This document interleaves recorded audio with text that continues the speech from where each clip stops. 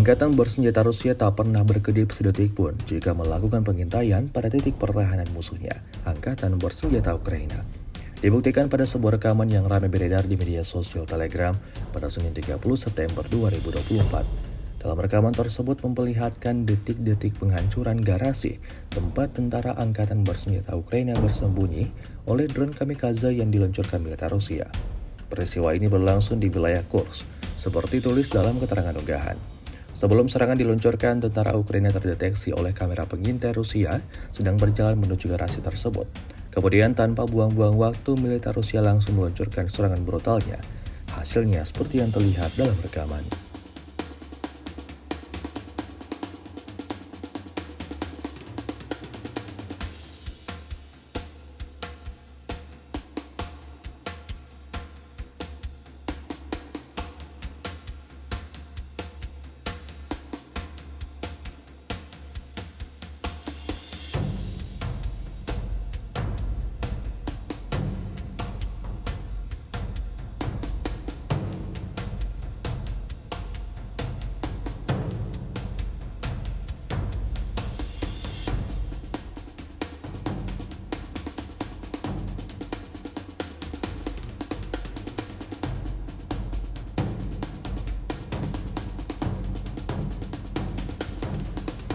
Download Tribun X sekarang, menghadirkan lokal menjadi Indonesia.